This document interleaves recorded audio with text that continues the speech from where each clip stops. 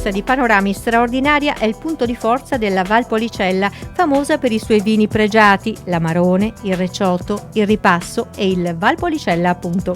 Ma chi arriva su queste colline salendo alla Pieve di San Giorgio trova innanzitutto una sorpresa che toglie il fiato.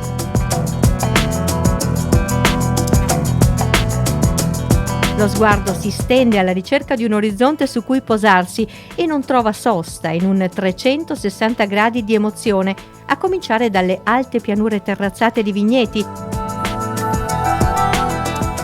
per dirigersi ad ovest, incrociando lo specchio incantevole del lago di Garda.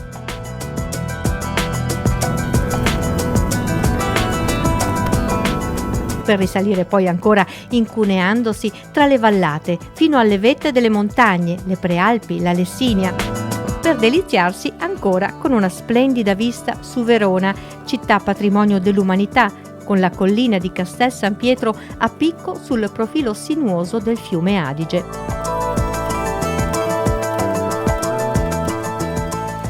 Benvenuti in Valpolicella, ci troviamo a una decina di chilometri dalla città di Verona e a una quindicina di chilometri dal lago di Garda. La Valpolicella è conosciuta per il suo nome, Valpolicella, che richiama il vino Valpolicella, ma ha moltissimo da offrire. È stata scelta per essere abitata dalla preistoria, poi nell'epoca romana i signori scaligeri avevano esteso i loro territori in questa zona e durante il periodo veneziano i signori venivano a prendere aria, a rilassarsi in questa terra di vino e di natura.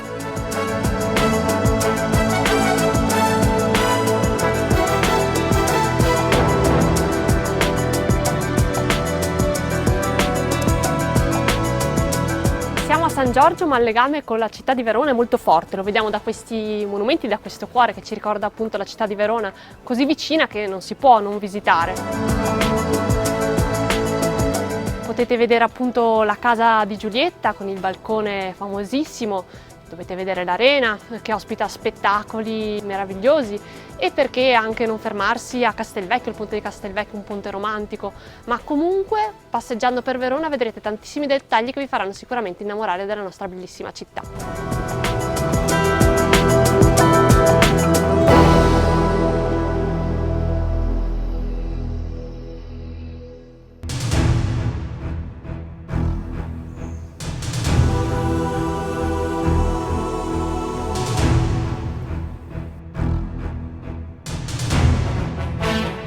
San Giorgio di Valpolicella, con la sua pieve romanica austera e il suo bianco campanile ai piedi del Monte Solane, è un faro per tutta la vallata, tanto che sembra di poterlo raggiungere con una breve passeggiata. Ma anche questa pieve ha i suoi misteri da svelare.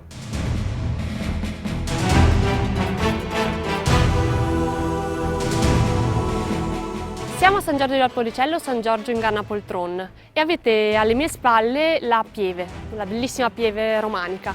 Il nome San Giorgio in Gannapoltron deriva dalla persona che salendo da valle sembra che stia per arrivare ogni volta e invece non arriva mai, questo pigro o poltrone. E in realtà il nome Ganna deriva da questo mucchio di pietre, Ganna, che era un toponimo longobardo. Infatti di pietra, vedete, è composto tutto il paese.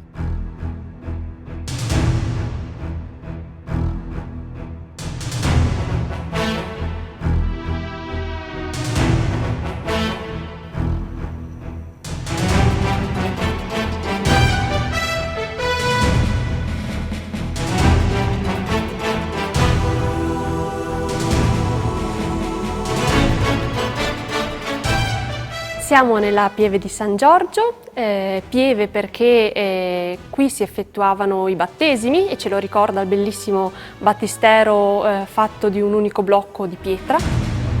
Il suo aspetto attuale è romanico, infatti vedete quanto è bella, quanto è imponente la pietra, però la sua fondazione in realtà è longobarda, quindi antecedente. È molto particolare anche la sua forma, infatti vedendola da fuori vediamo che ha due absidi, quindi una da questa parte e una da quell'altra, ed è ricca di affreschi sulle pareti, affreschi di vari periodi che ci incantiamo a guardare. Un'altra cosa che assolutamente dovete vedere se venite nella Pieve è il bellissimo ciborio longobardo. Questa costruzione con 4 colonnine con delle iscrizioni che ricordano il re longobardo Liutprando e i suoi costruttori, e questi archetti finemente intagliati.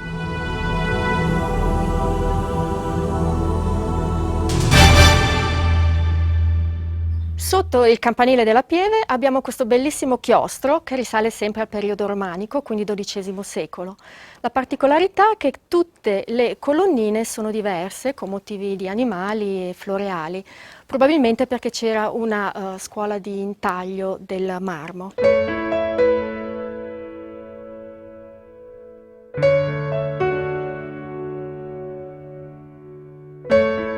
Qui a fianco abbiamo anche la piazzetta di San Giorgio, dove la seconda domenica di novembre abbiamo la nostra bellissima festa delle Fae. Su uno dei 2 altari romani viene distribuito il minestrone di fave e poi con musica e vino passiamo la giornata. Dall'altra parte della chiesa abbiamo l'antiquarium che raccoglie tutti i ritrovamenti della zona locali a partire dall'età preistorica fino al periodo romano.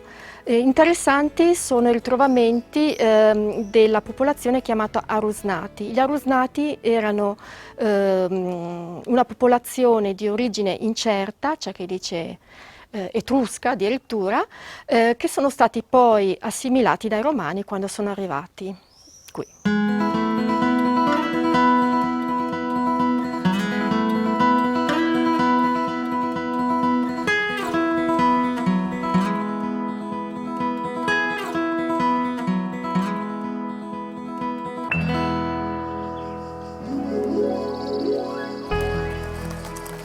Un territorio che si può quasi visitare di casa in casa, di azienda in azienda, trovando ad ogni sosta motivi per continuare il viaggio alla ricerca di nuovi sapori, nuovi paesaggi e anche di nuovi incontri e nuove storie. Perché le persone sono una componente importante di ogni viaggio. Uomini e donne della Valpolicella hanno saputo difendere, preservare e valorizzare il paesaggio ed esprimerne il meglio, puntando sempre più sulla sostenibilità e raccontando così la loro terra al mondo intero. Per gli appassionati di enogastronomia, il viaggio migliore è venire in Valpolicella e scoprire arte, natura, tesori e enogastronomia. Troverete lungo i percorsi della strada del vino numerose cantine con le porte aperte, con i vignaioli e le persone delle famiglie che vivono profondamente il territorio a raccontarvi la produzione dei vini, la tradizione di questi vini, di queste DOCG antichissime, come quella dell'Amarone della Valpolicella.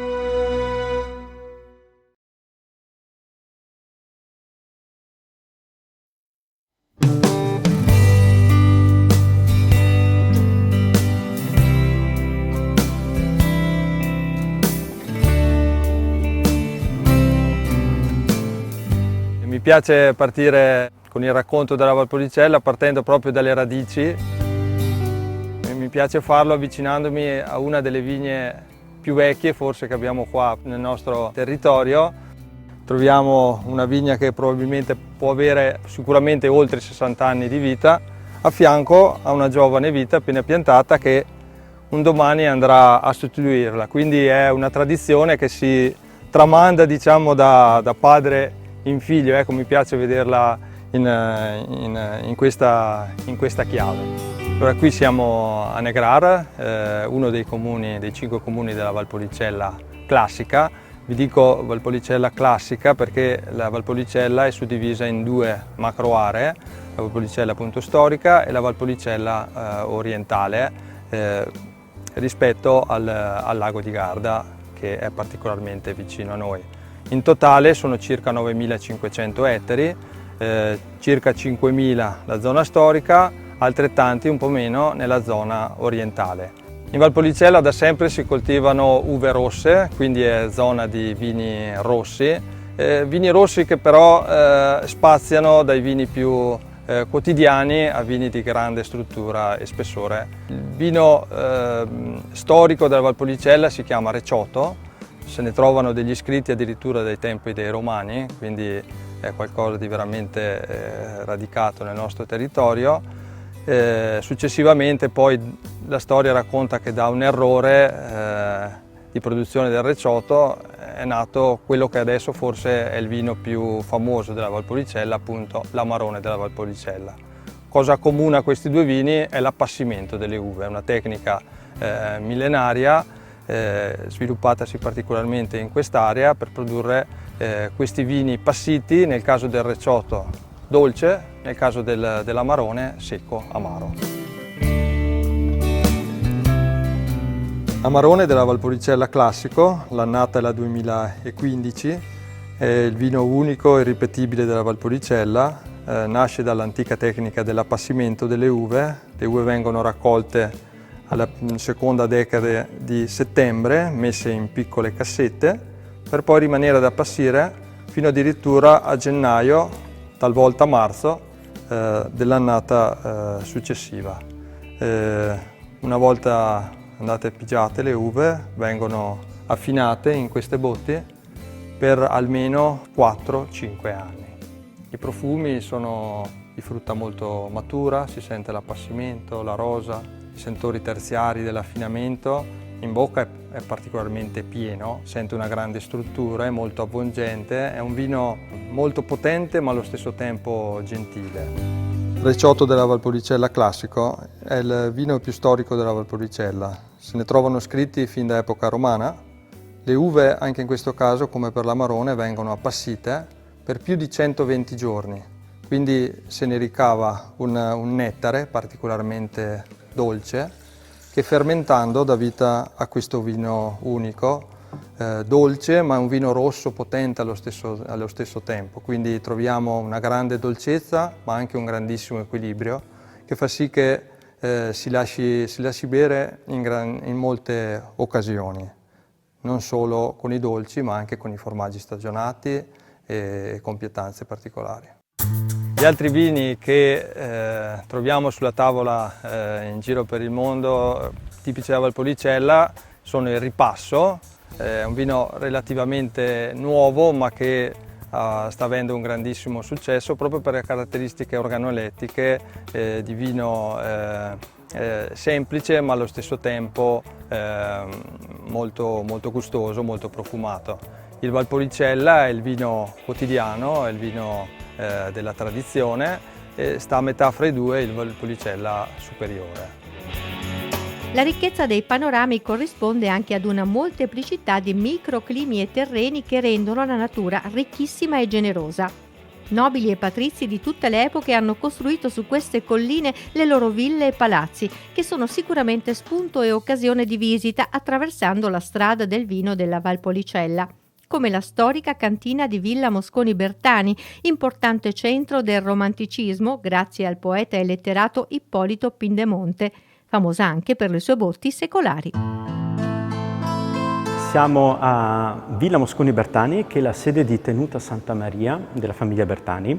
È una cantina che risale al 1700, un progetto di villa veneta e come una vera villa veneta è di fatto una sorta di fattoria. Una villa veneta è sempre al centro di una proprietà agricola. In questo caso, per cui è una villa veneta cantina, proprio costruita per la produzione di vini, con una parte residenziale e di rappresentanza centrale dove c'è un bellissimo salone affrescato chiamato Salone delle Muse, ma anche con tutta la parte funzionale alla vinificazione di vini progettata insieme alla villa stessa, all'architettura neoclassica.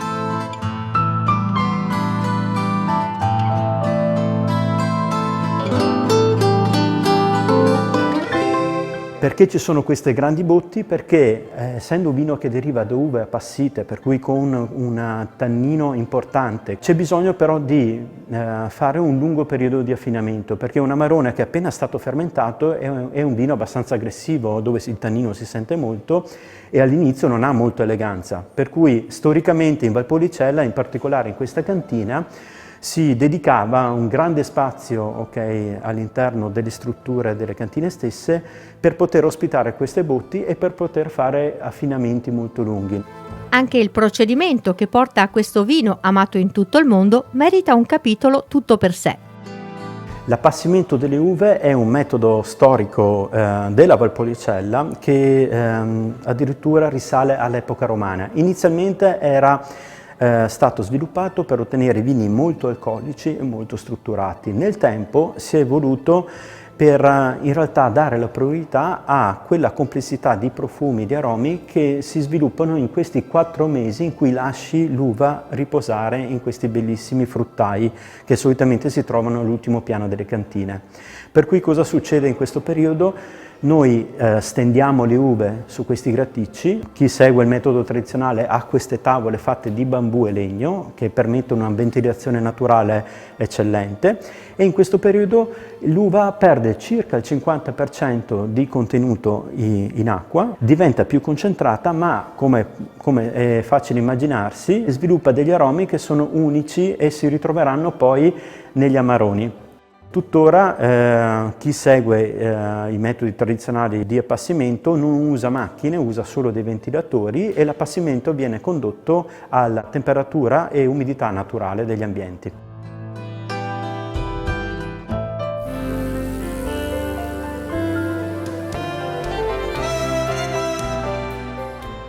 La Valpolicella non è solo vino, è un territorio tutto da scoprire anche dal punto di vista sportivo. 200 km di percorso ciclabile permette a tutti gli appassionati di scoprire i panorami mozzafiato del nostro territorio. Ma non solo, abbiamo anche numerose offerte proposte per visite lungo l'Adige con rafting o percorsi podistici per scoprire i posti più remoti e più nascosti di tutto il territorio.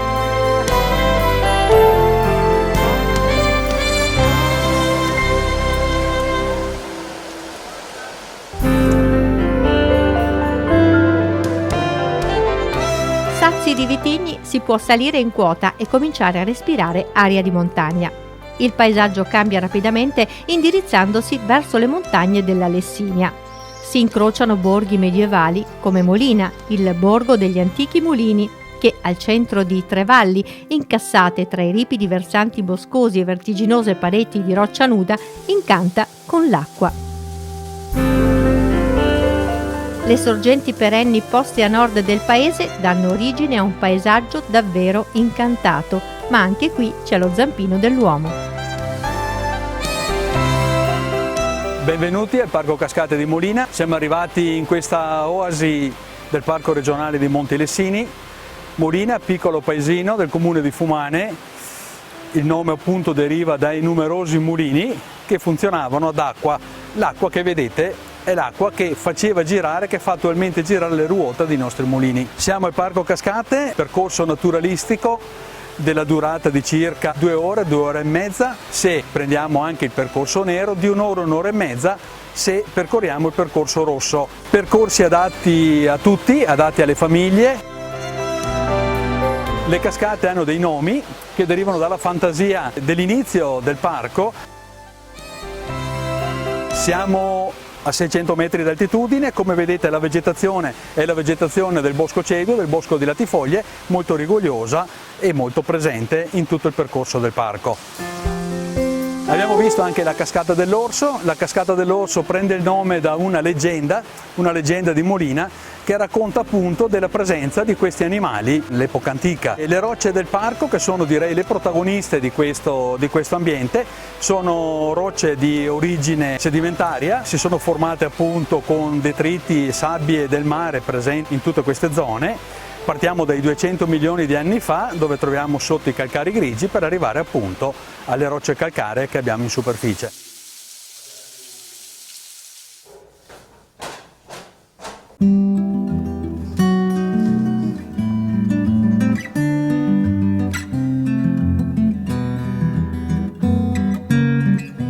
Anche l'ospitalità qui si coniuga con la semplicità e l'eleganza, perché visitare la Valpolicella vuol dire immergersi nel suo paesaggio, ma anche nella sua storia.